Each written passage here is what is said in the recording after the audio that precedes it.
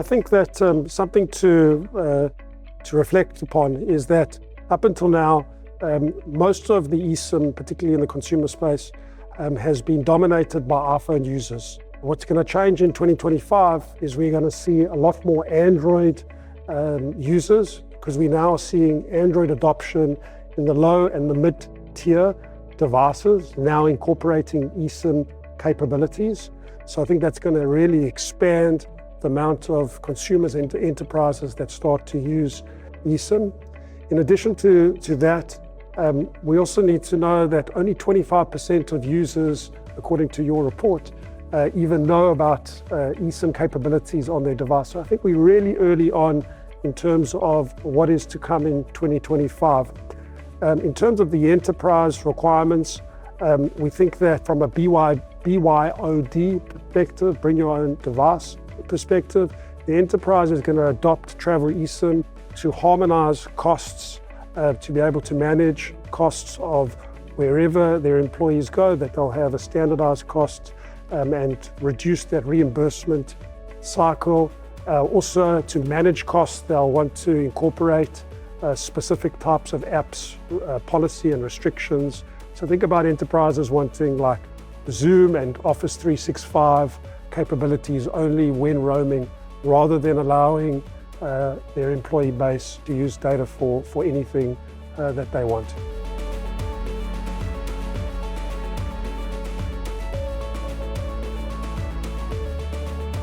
There's a customer demand that they want a high performance experience when it comes to travel eSIM. So we see a lot more opportunity to launch more local points of presence, so that the data is not routed to one specific region, that actually the data is broken out as close to the customer as possible. We see an opportunity also to launch other services relating to voice and SMS, so adding voice and SMS functionality to the travel eSIM market as a major differentiator, including VoLTE. And then lastly, the universal eSIM, so a single download, whether you're a consumer or an enterprise, not having a separate SIM card or eSIM needed to be downloaded or required to be downloaded for every different country that you go to. Have a fully programmable SIM card that you can reload as you travel to different destinations, and it's a single installation. So I think that all these innovations are going to increase the amount of utilization that takes place and show a lot of growth in 2025.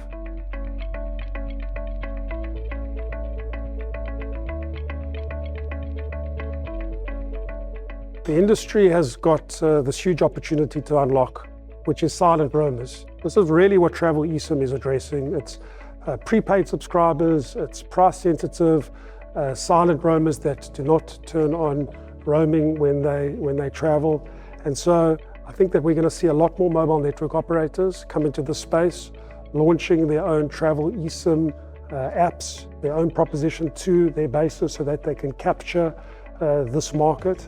I think that in terms of what we're seeing with some of the satellite providers like Starlink and some of the innovative new network extension capabilities that are being provided to the mobile network operators, we will see them as another roaming provider that will expand our reach and be able to give us more comprehensive coverage for our subscribers. So we're really excited about that opportunity. In terms of private networks, I think there's still a big question on how private networks will play out, but eSIM will definitely play a big role. Having the ability to have two SIM cards on your device, having seamless roaming capabilities to private and public networks, I think is definitely something that we're starting to explore, but definitely early days.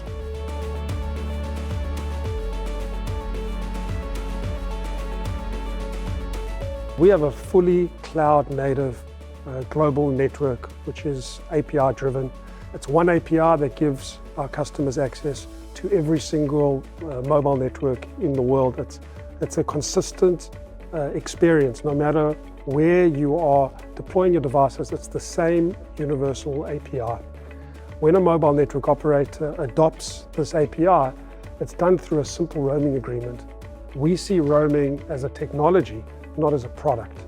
So when a mobile network operator launches their service using our platform to be able to target travel eSIM or IoT opportunities, it's done through a simple roaming agreement, which is totally accretive. It allows them to unlock value which they weren't able to do without having to invest any capex. It's a fully managed service.